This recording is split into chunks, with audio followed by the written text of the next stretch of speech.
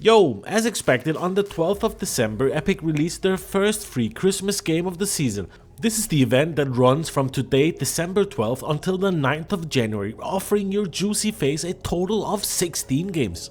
Interestingly enough, the first game and game number 16 will be available to claim for a total of 5 days, compared to the rest of the games that are only in and out in just about 24 hours, just like my daddy was approximately 9 months before I graced this beautiful earth.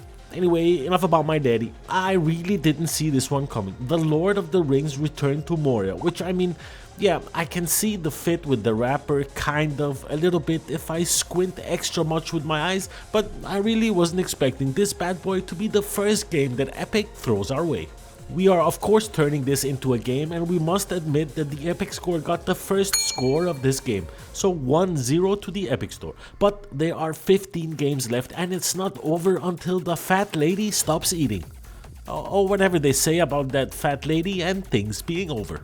Anyway, The Lord of the Rings Return to Moria is the only survival crafting game set in the 4th age of Middle-earth, whenever that is. Here you embark on an epic journey to reclaim that warm and homeland of Moria, and explore, craft and build in a procedurally generated world.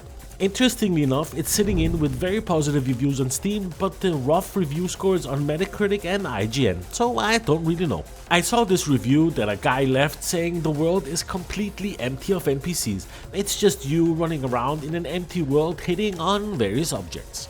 There is a multiplayer part, but first you need to have those things called friends in order to join you, and second of all you need to convince them to play a short, hairy, big bearded, juicy butt cheeks dude who loves to swing his tool from the left to the right.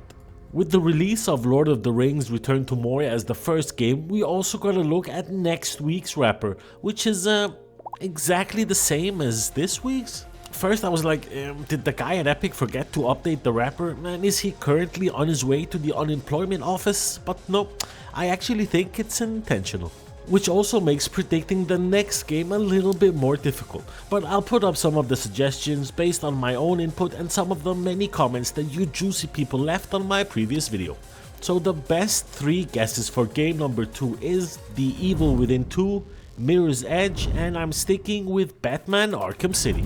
To be fair, all 3 games fit the wrapper fairly well in relation to the color coordination, but to be honest, I would be very disappointed if Epic decided to give us Mirror's Edge.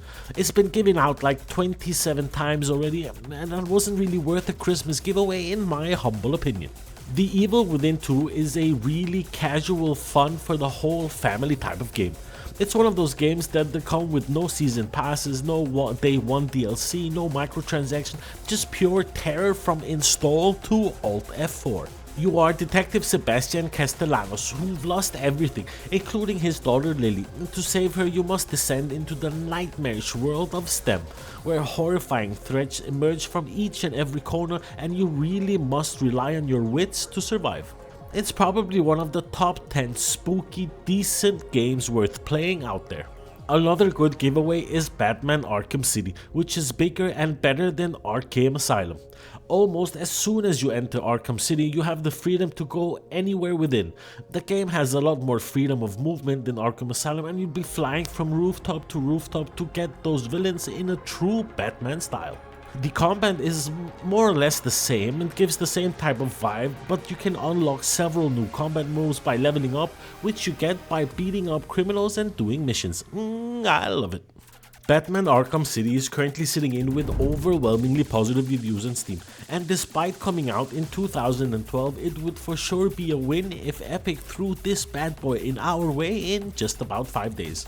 To be honest, Mirror's Edge I'm not really gonna cover. It's all about sliding, jumping, sliding a little bit more and followed by a jump. I think we all know everything about that game, so let's skip that and move on. I'll do my very best to cover each and every game a day before it's released to give you my guesses, and hopefully we'll be able to beat Epic Store, because I remember clearly that we lost last year with 3 or 4 games that was misguessed, and I'll do my best not to let that happen again this year. And that's pretty much all I had for you in this one. Thanks a lot for taking the time to watch my video. Thumbs up if you liked it, thumbs down if you didn't, subscribe if you haven't, like why not. Thanks a lot for watching, and I'll see you in the next one. Peace.